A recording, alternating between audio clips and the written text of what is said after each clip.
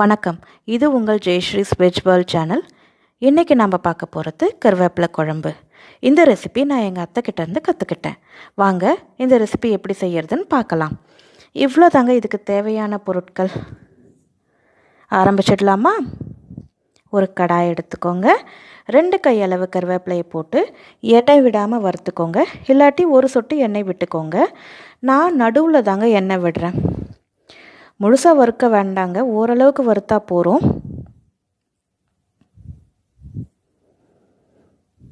இந்த குழம்பு செய்கிறது ரொம்ப ஈஸிங்க. கருவேப்பிலையும் துவரம்பருப்பையும் வறுத்து விழுதாக அரைச்சி அதை சேர்த்தோனாலே குழம்பு எப்பவும் பண்ணுற குழம்பு பண்ணிவிட்டு அதை சேர்த்தாலே போதுங்க, குழம்பு ரெடி ஆகிடும். சுமார் ஒரு 10-15 நிமிஷத்துக்குள்ளே எல்லாமே ரெடியாக இருந்தால் இந்த குழம்பு பண்ணிடலாங்க.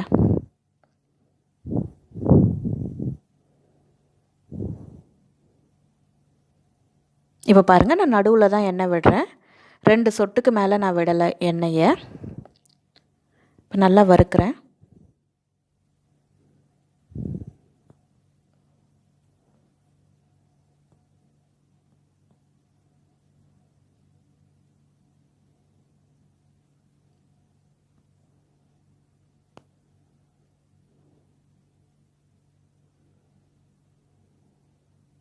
இப்போ அதே கடாயில் ஒரு சொட்டு எண்ணெய் விட்டுக்கோங்க.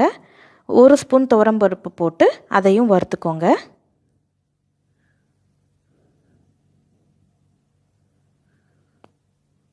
நான் எல்லாத்துலேயும் பொதுவாக என்னோடய சமையலில் எண்ணெய் கம்மியாக தாங்க சேர்ப்பேன்.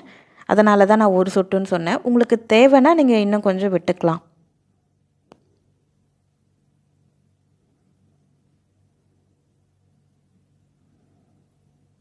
இதை நல்லா வறுத்துக்கோங்க.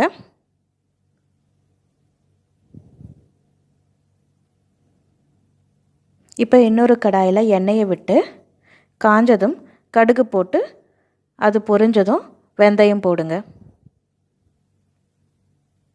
இப்போ நான் கடுகு சேர்த்துருக்கேன், அது பொரியட்டும்.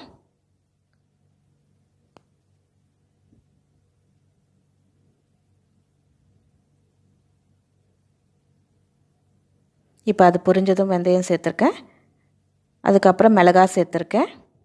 அதுக்கப்புறமா வெங்காயம் சேர்க்குறேன். வெங்காயம் சேர்த்து நல்லா வதக்கிக்கோங்க. கட்டி பெருங்காயம் உபயோகிக்கிறவங்க வெங்காயம் சேர்க்கறதுக்கு முன்னாடி கட்டி பெருங்காயத்தை போட்டு ஒரு தடவை வதக்கிடுங்க. இப்போ பூண்டு சேர்த்துருக்கேன். பூண்டை நல்லா வதக்கிக்கோங்க. என் பூண்டோட அளவு கொஞ்சம் பெருசாக இருக்கிறதால கொஞ்சம் டைம் எடுக்கும்.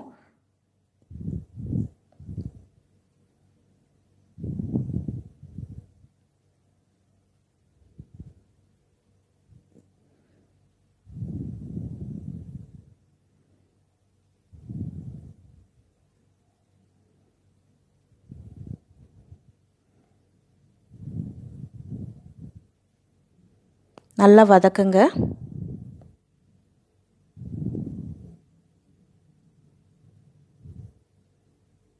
இப்போது பொடிகளை போட்டுடலாம்.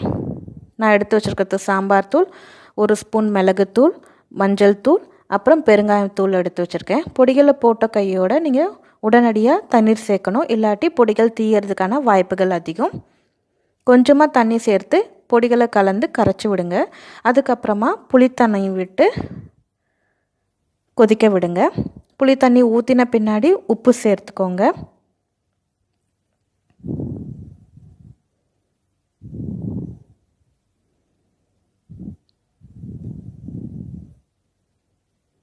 உப்பு சேர்த்த பின்னாடி நல்லா கொதித்ததும் வெல்லம், இது அரைச்ச விழுதை சேர்த்துருங்க.